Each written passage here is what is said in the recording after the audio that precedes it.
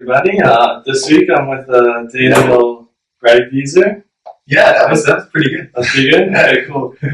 So Daniel is a student here at HVA as well, and he started his own startup, the Fypsters, and I'm just gonna kind of let him explain like what it's about and the mission of it and whatnot. So Cool. I'll give it to you now.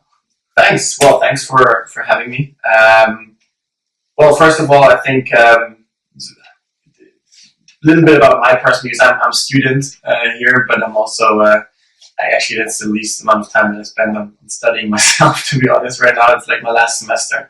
But also a lecturer for entrepreneurship project. Actually, it's an interesting situation where I have my own class. So you're teaching like other students, like first years or first year students, Okay. second semester. It's an entrepreneurship project where you have to build your own business, which is pretty cool. And I get to have the privilege of being the lecturer of that because I did that in the first year. I'm a lecturer and I'm also trying to be an entrepreneur. I set something up. I've worked for several startups in the last years and did my first business when I was 20. That eventually didn't work out. It was a great experience and I dived into the whole scene.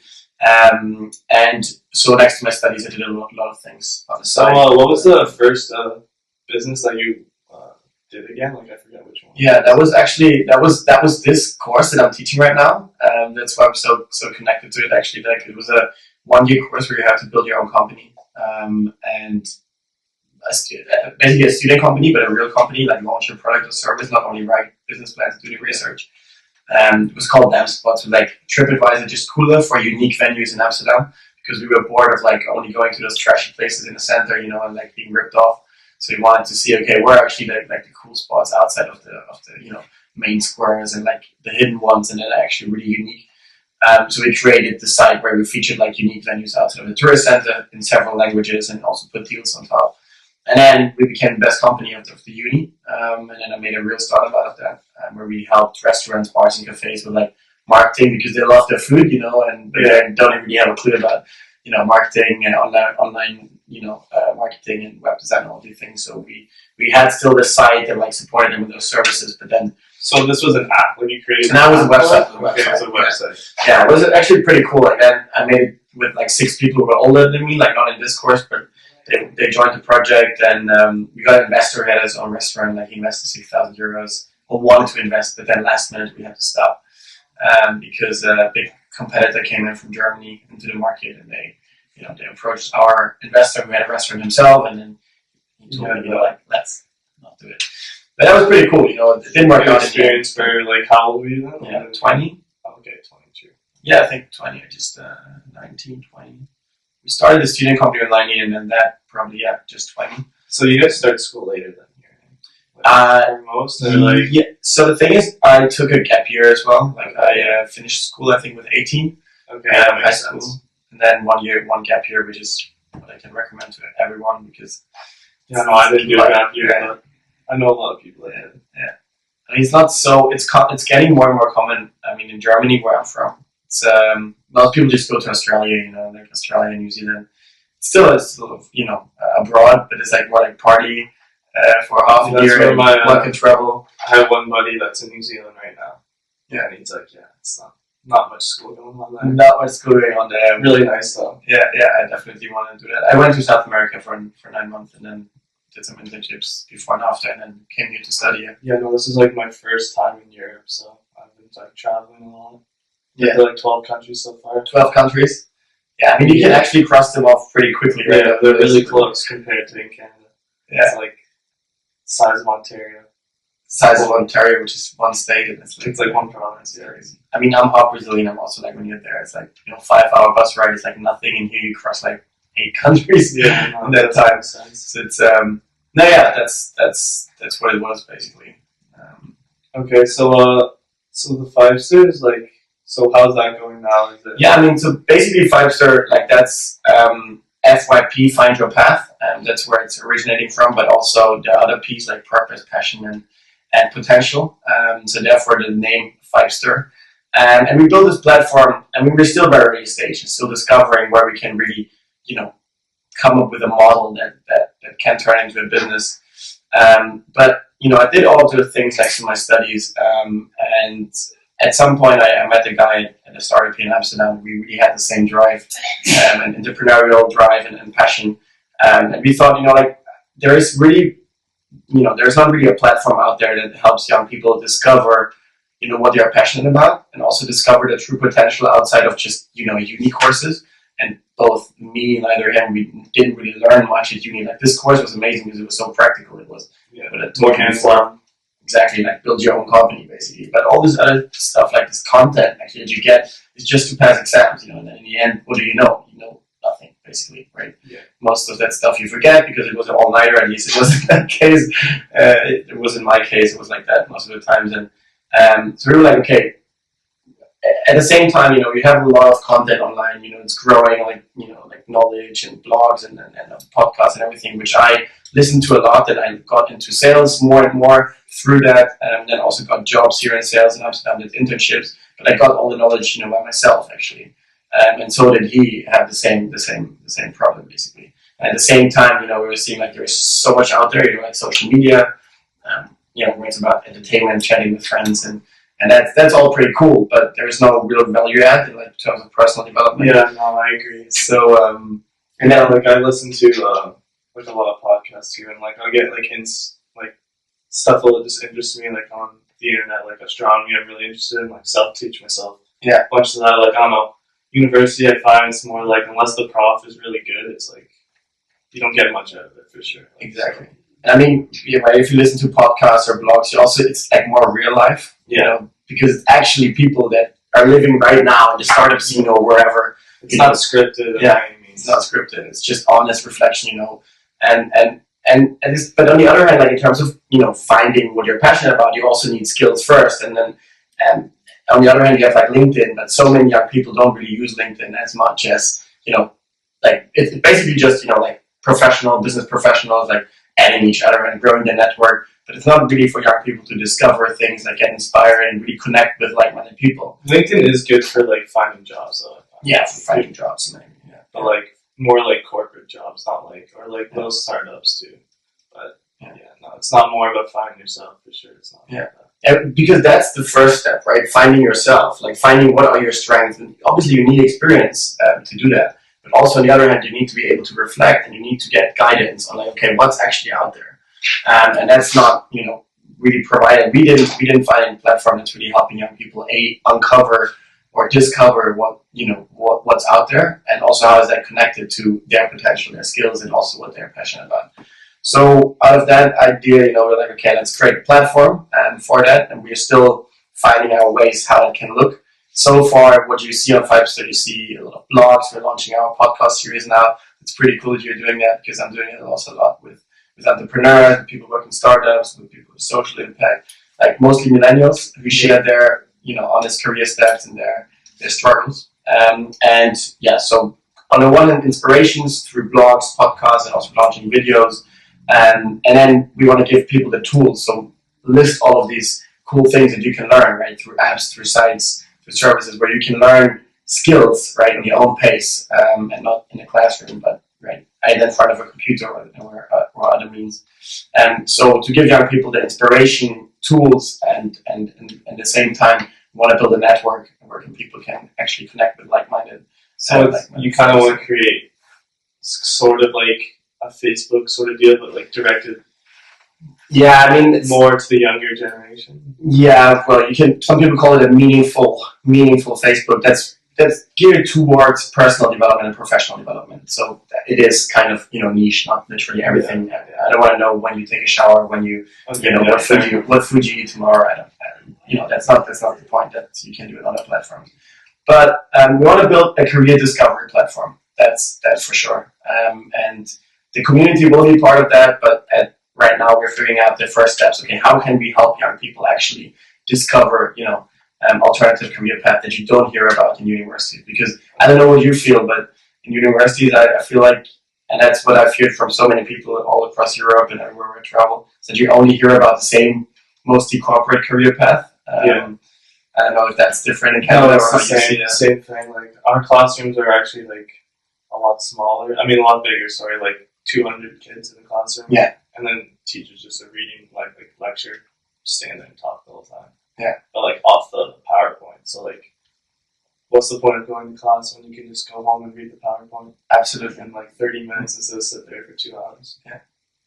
And that's what you're just saying. Like I talked to so many people. Like I was in London for 9 months working for one of the biggest tech startups. They were founded by a 25 to 26-year-old when 4 years ago. So when they were super young, and now they raised 30 million, 100 people. It really was amazing atmosphere, there. And I talked to all of those people that really inspire me. That our age, a little bit older. Like they all tell me the same. It's like some of them dropped out, some of them just like skipped the courses completely and just went there for the exam, and all of them found their path outside of actually what society thinks helps you find your path, because it's actually mostly just like passing courses and not much. Yeah, there's like, unless like I said, like sometimes I've had like in my 3 years, I'd say like three like really good profs I actually like learned a lot from, but like I said, that's like 3 out of like 30 classes that I've taken. So that's sad, right? It depends on one person in the end, right? If it's adding value or not. But at the same time, though, you do learn from like the other students that like you study if you're studying in groups. Yeah. You learn better. Like I don't know, I find like I always study in groups. So like especially if it's like math. Usually people want to stay with me because I'm good at math. But, I was one of those kids. Like I was looking for the good people in math. Oh yeah, I was like the one that everyone was like, "Oh, come help." I'm like, "All right, sure," but I'm a really bad teacher, so it's frustrating. Yeah. But no, it's. I thought uni would be a little different, but like I think there's so many. If I get more, I'd learn more from it. But still, in the end, it's like you need that. It's like nowadays you need that diploma or certificate in the end. And it's becoming less and less. What I want people to understand is like uni is still, great for many things. It's you're building up your network, like personal network, not only from a professional point of view, but you're building lasting relationships, right, with people, like friendships. I would say like that'd be the best thing you take out of it. Sure. Exactly, and exactly that theme is also coming all the time again when I talk to others professionals. Like don't see it as like just from a professional point of view, because professionally probably you're not gonna take away much, but it's more like the personal connections that you make. Also learning how to learn, like that's actually important. Like having this mindset on how do you approach problems and how do you actually, get a lot of content inside of your head in a short period of time, or like how do you reproduce knowledge. Those are like, competences that you definitely need, but it's probably not worth the I don't know how much you pay. Yeah, we don't pay much. No, we pay a lot. It's not worth it. For sure. I mean, there will be change. It's worth it in the long run, I would say. Probably in the long run, but in the short run, it's like money going down the drain. Yeah, I mean, and there will be, they're already, and there will continue to come more and more offerings, online offerings and other things that will really help you. We want to be one of them. We want to help you supplement your personal growth, professional growth, outside of those conventional routes. And I think we will see such a big change over the next decades. There's like way too much like data out there and content available now. It's so hard to it's like good and bad. Like you can't absorb all this knowledge. There's too much knowledge to absorb. But you can like piece by piece at certain times know a lot about certain things. Absolutely. That's the only way you can do it. Exactly. I mean, because it's overwhelming, right? Yeah, exactly. You don't know what's good, what's bad content, and that's what, for example, we are working on right now. So one of those things is like curating content, because I mean, if you've never done anything in terms of like product management or design, how would you know if a source is reliable or not, right? How would you know to look for it, right? I mean, you can Google stuff and then eventually you will find something, but that's also pretty time consuming.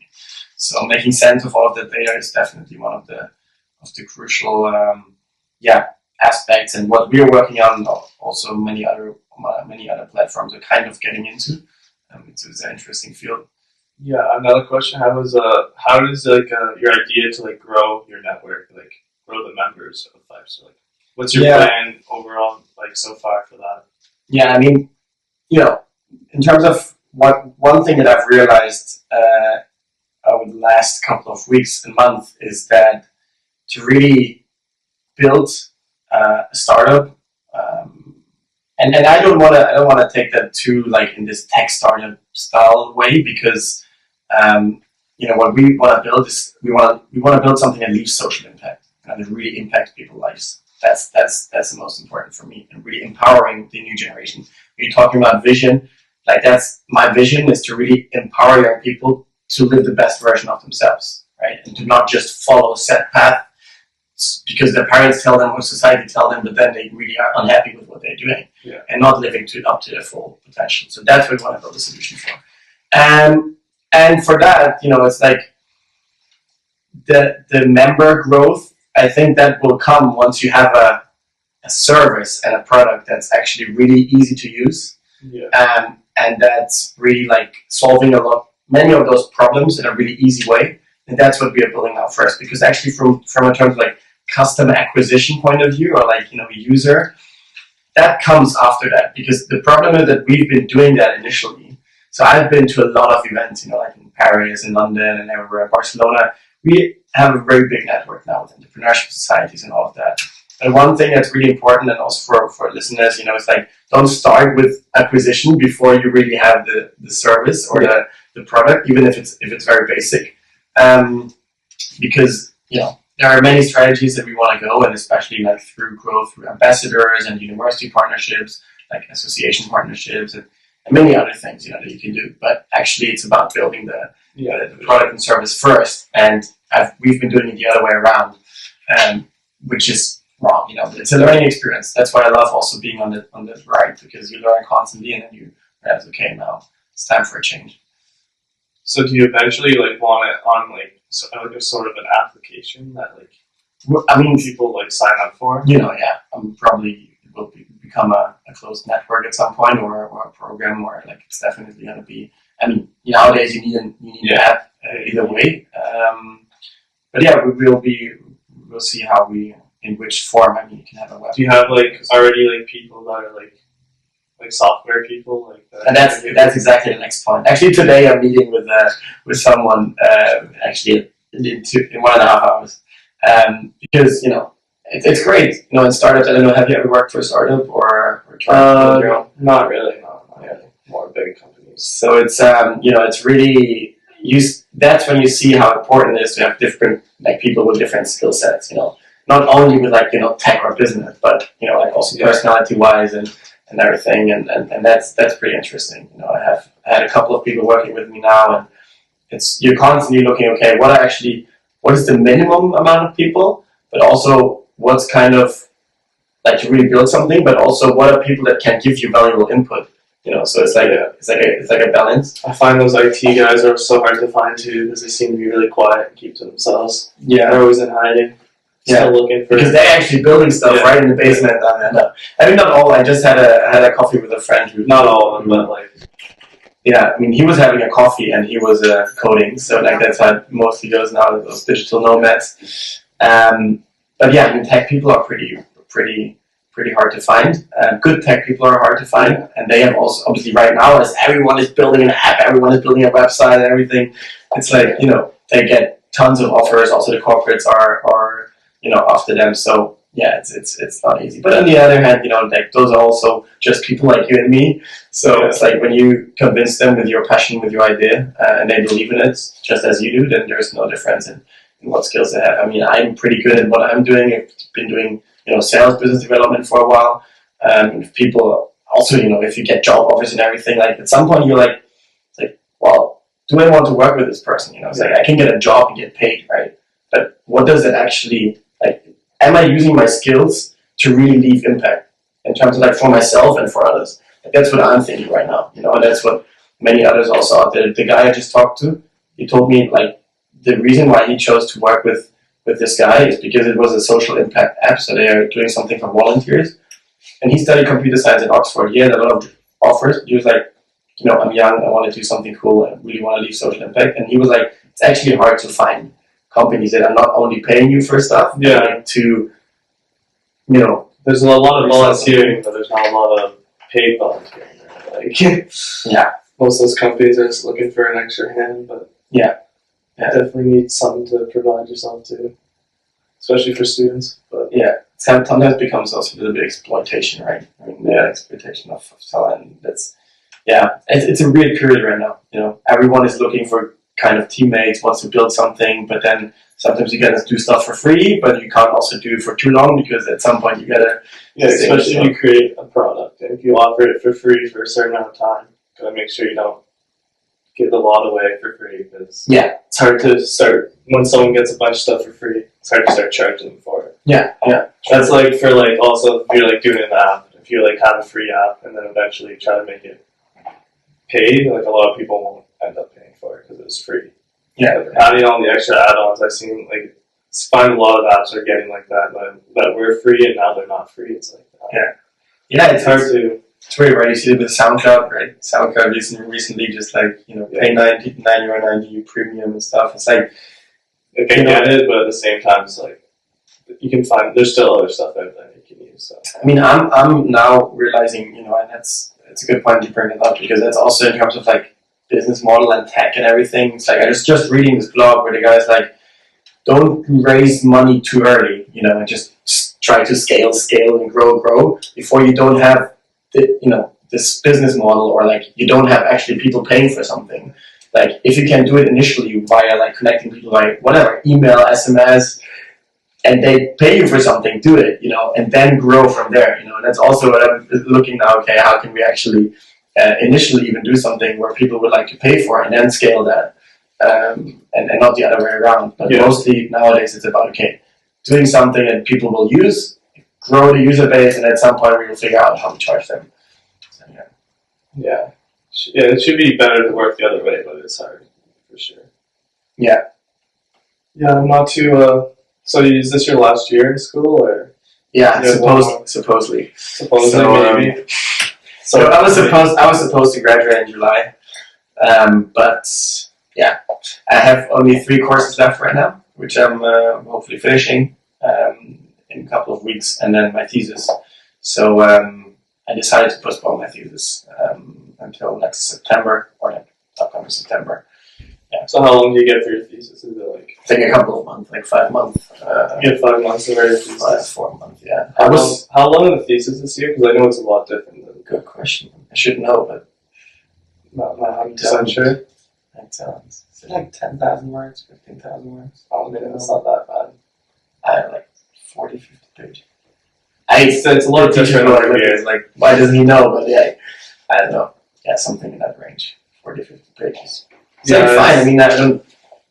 Do you have to write a thesis or? That's it. You have to write a thesis if we do a master's degree after, which is like an extra 2 years after your undergrad before. Okay. And then you could do that, or then you could either you can go for your PhD after that. Or you can go right from your undergrad to your PhD too, but it's a lot longer. Okay.